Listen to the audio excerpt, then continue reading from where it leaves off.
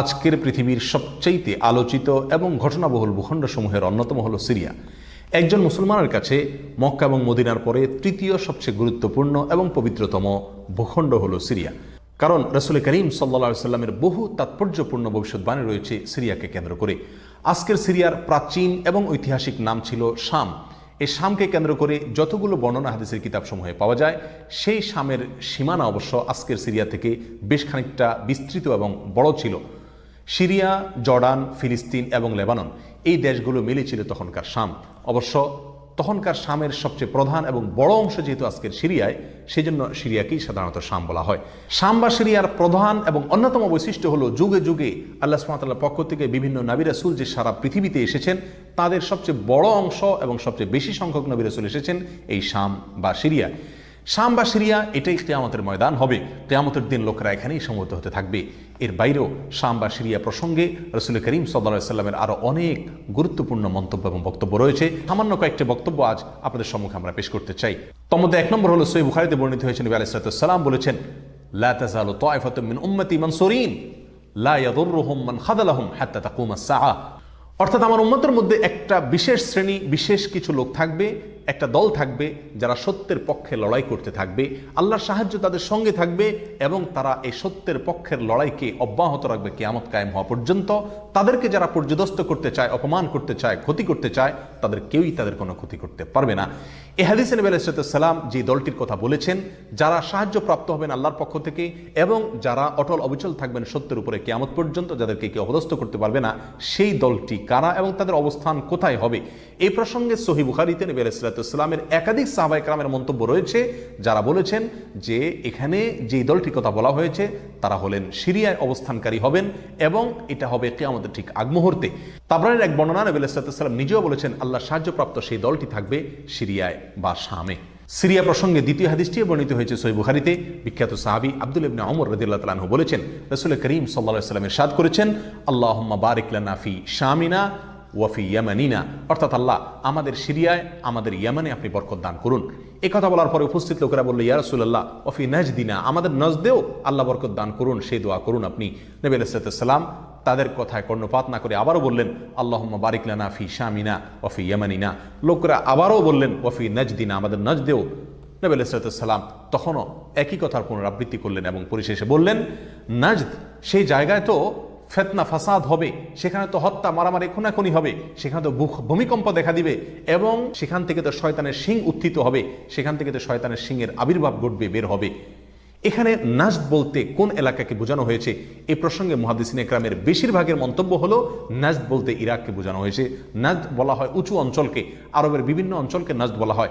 হেজাজ এটাকেও নাজদ বলা হয়, যেটা সৌদি আরবের ভিতরে, আর ইরাককেও নাজদ বলা হয়। সহিহ বুখারীর বিশ্ববিখ্যাত ব্যাখ্যাতা আল্লামা কিরমানী রাহিমাহুল্লাহ এবং আল্লামা খাত্তাবী রাহিমাহুল্লাহ এবং আল্লামা ইবনে আব্দুল বার রাহিমাহুল্লাহ সহ অনেক বড় বড় মুহাদ্দিসিনে কেরাম এবং হাদিসবিদগণ মন্তব্য করেছেন যে হাদিসের শেষ অংশে নবী আলাইহিস সালাম যে নাজদ প্রসঙ্গে মন্তব্য করেছেন, সেখানে নাজদ বলতে ইরাককে বোঝানো হয়েছে। হাদিসের সবচেয়ে বড় সমাহার কানজুল উম্মালে আবু নাঈমে বর্ণিত নবী আলাইহিস সালামের এক হাদিসে পরিষ্কারভাবে নবী আলাইহিস সালাম নিজেই বলে দিয়েছেন এখানে নাজদ বলতে ইরাককে বোঝানো হয়েছে। যাই হোক, এই হাদিস থেকে আমরা বুঝতে পারলাম বরকত নবী আলাইহিস সালাম চেয়েছেন আল্লাহর কাছ থেকে এই শাম বা সিরিয়ার জন্য। তাহলে এই শাম বা সিরিয়া এটা গুরুত্বপূর্ণ একটি জায়গা এবং নবী আলাইহিস সালামের কাছে খুবই প্রিয়, আল্লাহর কাছে খুবই তাৎপর্যপূর্ণ একটি ভূখণ্ড।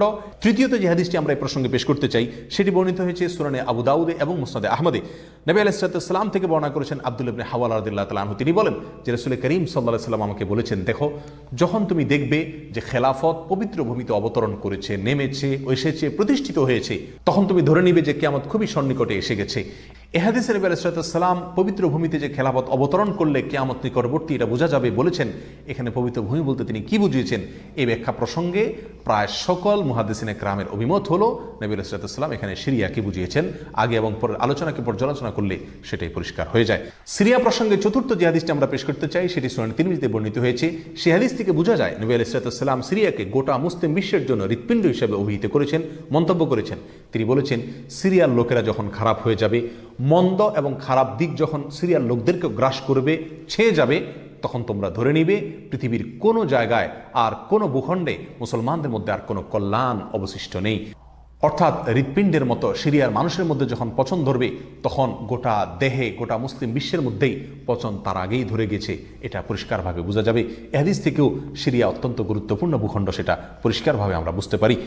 সিরিয়া প্রসঙ্গে 5 নম্বর হাদিসটি বর্ণনা করেছেন আবু হুরায়রা রাদিয়াল্লাহু তাআলা আনহু, আর এটি বর্ণিত হয়েছে সুনান ইবনে মাজাহ।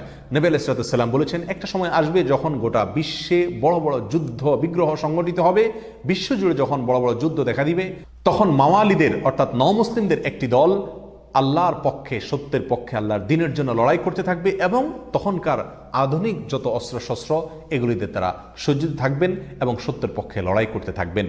তাহলে চরম সংকটময় পরিস্থিতিতে আল্লাহ সুবহানাহু ওয়া তাআলার একটা বিশেষ সাহায্য এবং অনুগ্রহ আমরা দেখতে পাচ্ছি, আর সেটা অবতীর্ণ হবে, সেটা নাজিল হবে এই সিরিয়ার দামেস্ক নামক শহরে।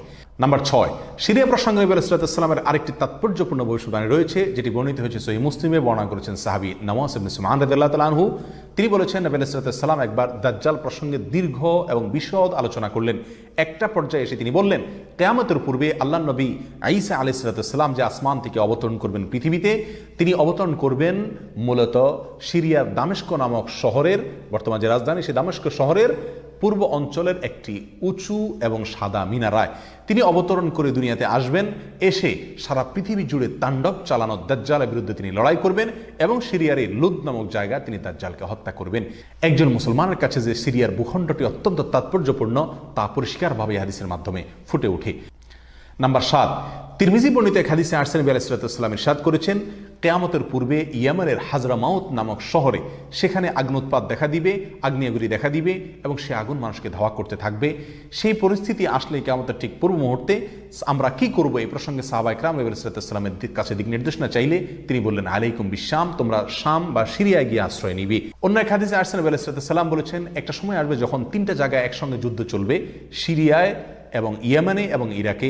একজন সাহাবী প্রশ্ন করলেন, ইয়া রাসূলুল্লাহ, আমাকে ওই সময় আপনি কোন পক্ষের হয়ে লড়াই করার জন্য নির্দেশ করবেন?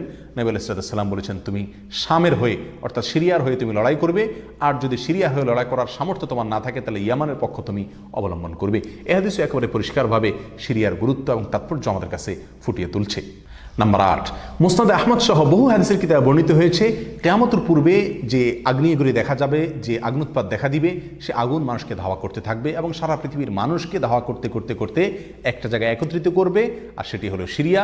নবী আলাইহিস সালামের ভাষায় আরদুল মাহশারি ওয়াল মানশার, অর্থাৎ সিরিয়াই হবে কিয়ামতের ময়দান।